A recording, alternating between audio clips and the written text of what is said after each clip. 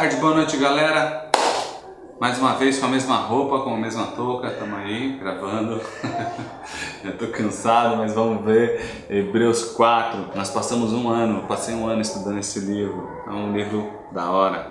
A gente vai ler aí do capítulo 4, versículo 14 e capítulo 5, do 1 ao 4. Nós pegamos esse trecho aí e aí então tá meio quebrado o capítulo, tá bom? Nós vamos falar aí um pouco aí do sumo sacerdócio. Que parada é essa? Que bagulho, sumo sacerdócio, que é isso? O que Hebreus está falando disso daí?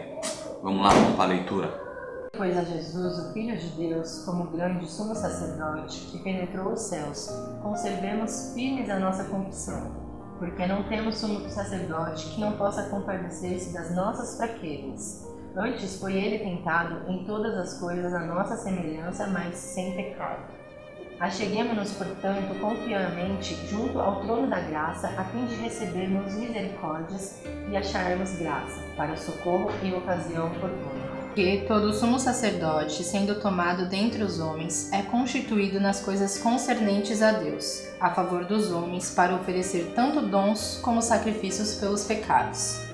E é capaz de condoer-se dos ignorantes e dos que erram, pois também ele mesmo está rodeado de fraquezas. E por esta razão deve oferecer sacrifícios pelos pecados, tanto do povo como de si mesmo. Ninguém, pois, toma esta honra para si mesmo, senão quando chamado por Deus, como aconteceu com Arão. Sumo sacerdócio. Cara, na cultura judaica existia um cara. Esse cara ele era mediador. Ele entrava no templo para oferecer sacrifício. E ele oferecia sacrifício primeiro para ele e depois para o povo. Esse sumo sacerdócio vinha da origem de Arão, lá de Moisés. Era uma família e dali tiravam o sumo sacerdócio. E ele está falando assim, olha, Jesus, ele começa a explicar o sumo sacerdócio e falar que Jesus é esse cara agora. Jesus é esse cara. Acabou, não tem mais sumo sacerdote, não precisa mais desse cara, não precisa mais desse mediador, acabou, o grande sacrifício foi feito, Jesus é o sumo sacerdote. Para algumas características do sumo sacerdócio de Arão. O sumo sacerdócio, vamos lá, Arão e seus descendentes, porque isso decorreu anos, né? Primeiro, Arão era homem, se é homem nós somos o quê? Pecador, falho, errante. Então, toda vez que errava, você tinha que fazer um sacrifício. Então você errou, você sacrificava. Toda vez que você errava, você sacrificava. Sacrificava uma vez por ano.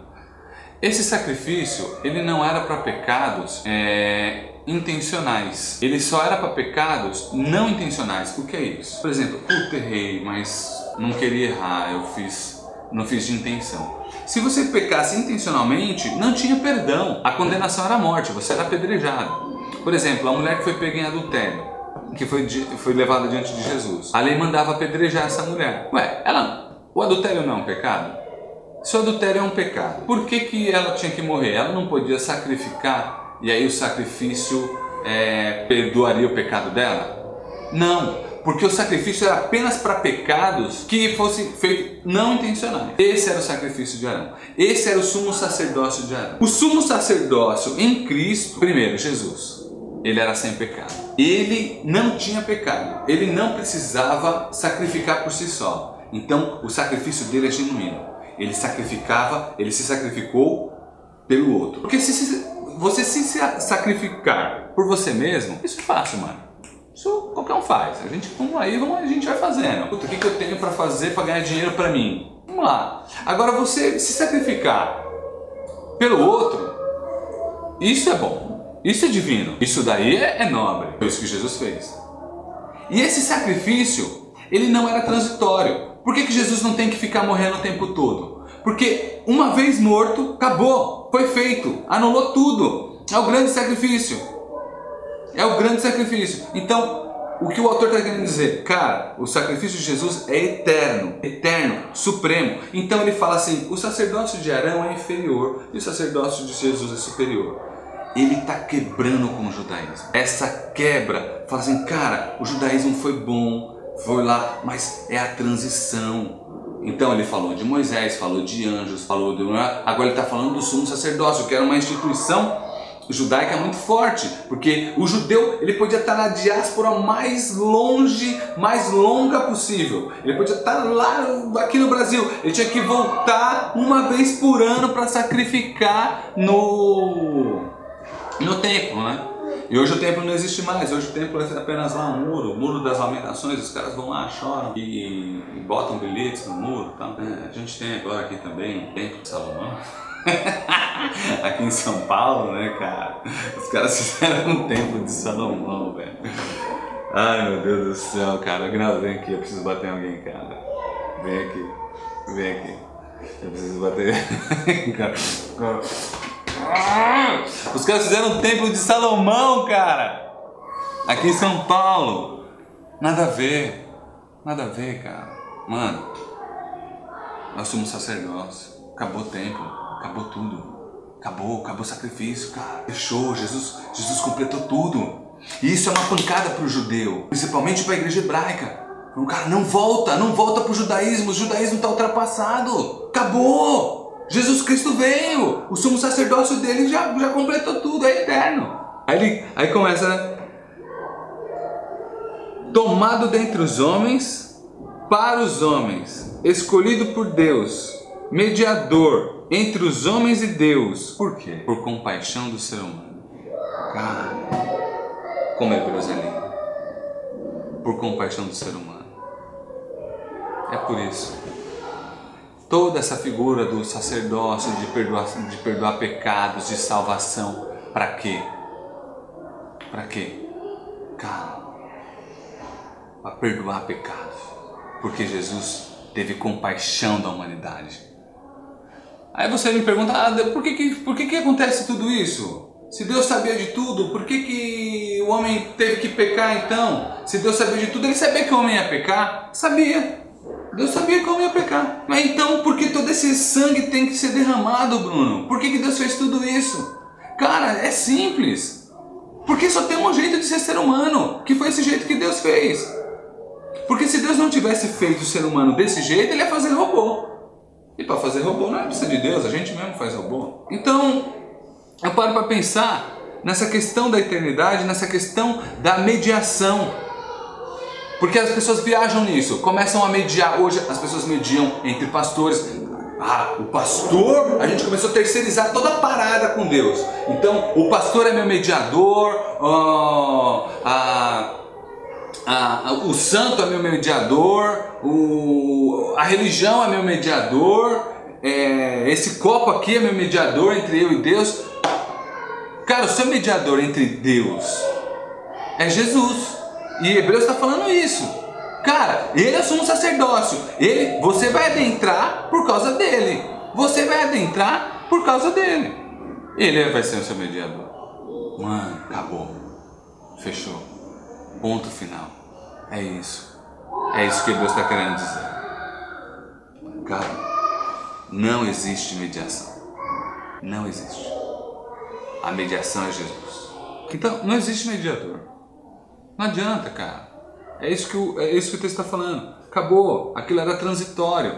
Precisava de um homem entrar para sacrificar, para perdoar pecados. Agora acabou. O cara que era sumo sacerdote, ele já veio. Tá aí. Tá na mão. É Jesus Cristo. Ele é o seu mediador. Ele completou tudo. Então quando Deus te vê, ele não te olha com um olhar de pecador, aquele olhar de condenação, né? E é isso aí, a gente mata um monte de gente por aí, né? Porque é aquele olhar de condenação, de vamos aí, não sei. Não. Por quê? Porque Jesus, quando Deus te olha, ele te olha através da figura de Jesus. Jesus é o mediador. E quando Jesus é perfeito, completou tudo, então quando ele olha o Bruno, ele olha Jesus. Jesus é perfeito. Quando ele olha o Bruno pecador, ele não olha o Bruno, ele olha Jesus. Uou! Show, tio! Que da hora, que legal! Fechou. Por isso que o cristianismo não tem como você encantoar ele. É por isso que Hebreus está fazendo essa abertura linda, maravilhosa. Lembre, Jesus, o sumo sacerdote, ele é seu mediador. Cara, você está falando mal de santo, você está falando... Não entra nessas paradas. Eu estou falando de Jesus, cara. Entendeu? Não estou falando mal do judaísmo, estou falando de Jesus. Jesus é esse cara, Jesus é o mediador. Então, tem muita gente dentro que fala que não gosta de santo, mas que usa o pastor como mediador, que usa a mulher como mediador entre Deus. Ah, você vai, ora por mim. Ah, fala com Deus por mim. Ah, põe esse copo de água aqui em cima da televisão, o cara vai dar morada nesse copo d'água. Esse copo d'água vai...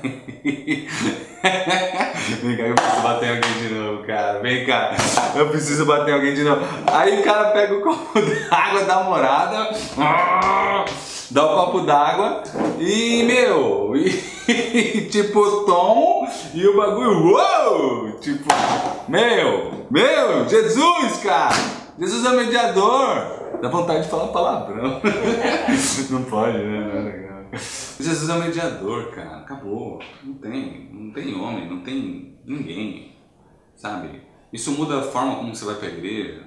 Você não vai pra igreja lá esperando que o pastor vai dar uma orada em você e você vai... O cara que canta lá vai... Vamos que vai... E vai que você vai sentindo um bagulho. Vai pra onde estiver. Se for no seu quarto, se for no seu trabalho, se for na igreja, vai direto, cara.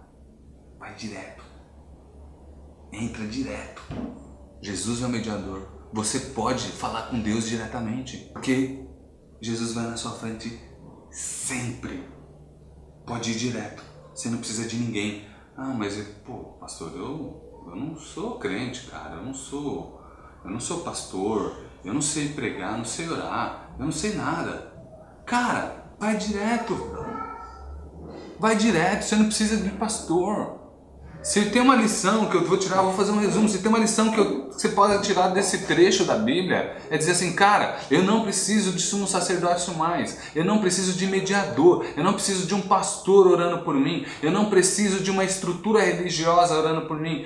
Eu posso ir direto até Deus. E Ele vai me ouvir. Ah, Deus, pastor, Deus ouve um mendigo, morador de rua, fumador de crack. Ouve.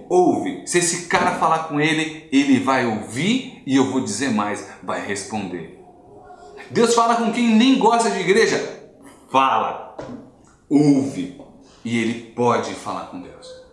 Ah, mas não, eu não posso, eu não tenho que estar santo com um véu na cabeça ou com um respeito a alguma coisa, ou de joelho para Deus me ouvir, ou tenho que ir no monte para Deus me ouvir. Puta, essa parada de monte, cara. Saca? Não. Vai direto. Vai direto. Nada, nem um monte, nem um véu, nada é mediador de você. Você pode ir direto a Deus. Ah, eu tenho que me santificar, orar, eu tenho que eu não posso nem fazer sexo com a minha mulher para entrar diante de Deus. Começa a viajar umas paradas. Se eu tivesse isso aí, eu não ia poder estar falando. Mas, assim, cara, vai diante dele. Vai direto. É isso que o texto está querendo dizer. Não tem mais sumo sacerdócio. Ele quebra o judaísmo nessa parte aí e ele dá uma puta lição pra gente. Não tem sumo sacerdócio. É Jesus. Ele é o mediador. Vai. Ele é o caminho. Vai diante dele. É só isso. Vai com Jesus, cara. Vai com ele. Você vai falar com Deus. Deus vai te ouvir. Tamo junto. Beleza? Que parte linda. Que parte da hora. Que alegria, cara. Desculpa, Aguinaldo, ter te batido. Mas, puta, tem umas coisas que, né? Não dá pra aceitar. Não dá pra aceitar. Mas, mano, vai com Deus. Pense nisso. Não tem mediador. Não use mediador. Não use mediador. Vai direto. Você vai ver, você vai encontrar Deus. Nas suas leituras bíblicas, nas suas orações. Por mais simples, por mais pecador que você se sinta, cara, vai diante dele. Ele vai te ouvir. Tamo junto. Foi muito louco, essa parte muito linda. O livro começa a desenrolar e ter partes lindas. Acompanhe, não deixe de compartilhar, curtir, comentar. Falar, pastor, você está falando merda, precisa disso sim, precisa do Templo de Salomão. Comente aí, a gente vai depois fazer aí um fórum de debate, tá bom? Deus abençoe vocês. Deus é bom, quem não presta é nós. Valeu.